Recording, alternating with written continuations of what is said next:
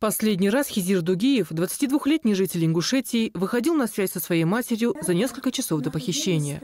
Студент Исламского университета Медины, это в Саудовской Аравии, в Египет Хизир приехал на время летних каникул, чтобы подтянуть свой арабский язык. Визу они открывают там же в аэропорту на месяц.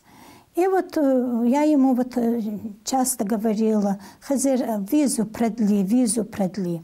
Он говорит, это там $15, по-моему, стоит, или сейчас добавили. У студентов вечно денег не хватает. Хизира задержали в Египте 14 августа, а на 29 у него был обратный билет. Он должен был вернуться в Медину, чтобы продолжить обучение в своем университете. Когда Джаннат не смогла связаться с сыном, она забила тревогу. Там же находится с нашего села парень, учится в Асхаре со своей семьей. У него там прописка законная, стипендию получает.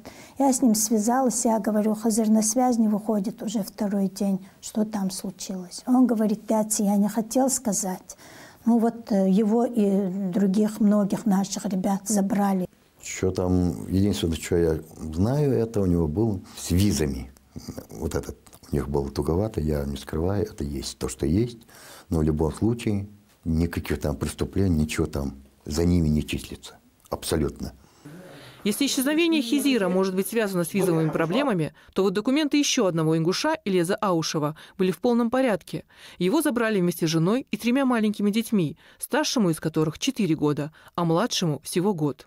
Моя невестка рассказывает, что к ним в квартиру ворвались, надели на них наручники и в чем есть увели вместе с детьми, не дав даже прихватить самое необходимое. Они спали на каменном полу, ели 1 раз в день черствую лепешку с водой, а для детишек они не давали даже кипяток, чтобы приготовить молочную смесь. Она холодной водой ее разбавляла.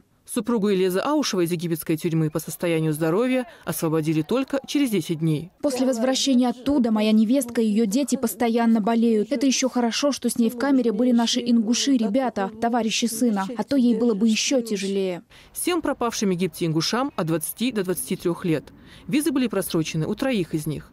Обычно тех, у кого проблемы с миграционным законодательством, египетские органы правопорядка задерживают на месяц.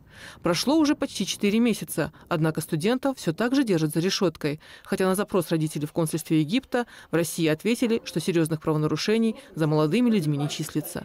Потом мы обращались в МИД. МИД вообще молчит. Мы нанимали адвоката. Адвокат сделал адвокатский запрос. Консульство в Каире молчит.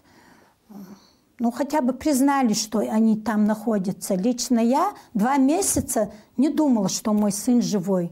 Всего египетские власти задержали 10 ингушских студентов. 4 человек выпустили на свободу через 2 месяца. В тюрьме они объявили голодовку.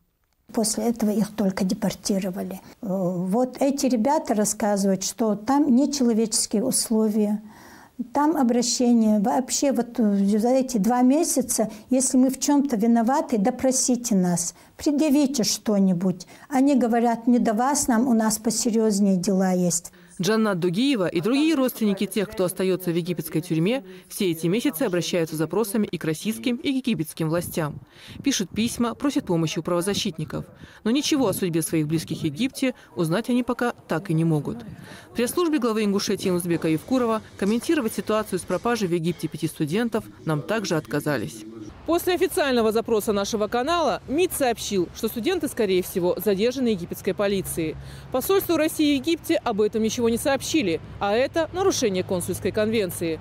О похищении в России стало известно из уст самих родителей. Российский МИД потребовал предоставить информацию о студентах, но на данный момент о них ничего не известно.